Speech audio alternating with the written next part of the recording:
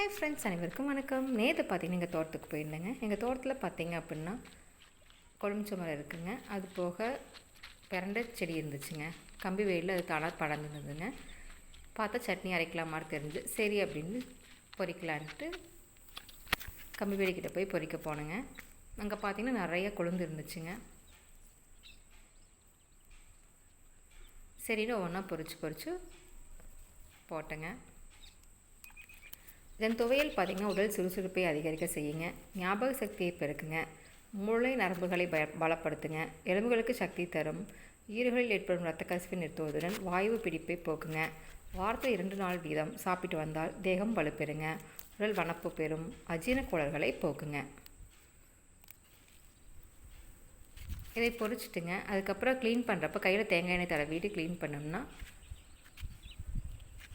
கை வந்து அரிக்காதுங்க. இல்லாட்டி கை பார்த்திங்கன்னா பிக்குங்க. எப்போ போல் சட்னி செய்கிறதுக்கு எப்போ போல் வெங்காயங்க, கடலைப்பருப்பு, உளுந்தம்பருப்பு, நம்ம கொத்தமல்லி சட்னி செய்வோம் இல்லைங்களா, அதே மாதிரி செஞ்சுக்கோணுங்க. ஃபஸ்ட்டு பார்த்திங்கன்னா பிரண்டை நல்லா வணக்கிட்டு எண்ணெயில், அதுக்கப்புறமா அதை யூஸ் பண்ணிக்கோங்க. புளி போட்டு அரைச்சிங்கன்னா நல்லா டேஸ்ட்டாக இருக்குங்க.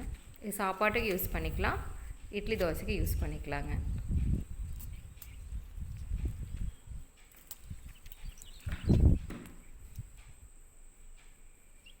சரி, பிரண்டை பொரிச்சாச்சு. நெக்ஸ்ட் போய் பார்த்தா கருவேப்பிலை மரம் இருந்துச்சுங்க. சரி, கருவேப்பிலை பொரிக்கலான்ட்டு 2-3 எனக்கு கருவேப்பிலை பொரிச்சுங்க.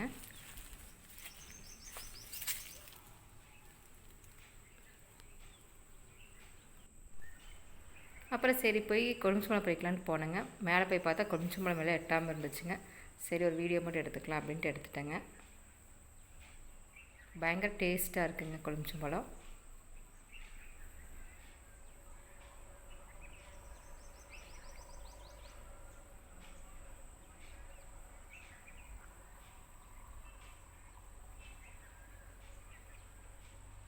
காய் நிறையா இருந்துச்சுங்க.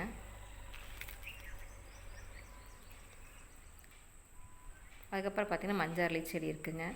இந்த ஆரஞ்சு கலர் பூ பூக்கிற செடி இருக்குதுங்க. ஒயிட் கலர் அரளி செடி இருக்குதுங்க.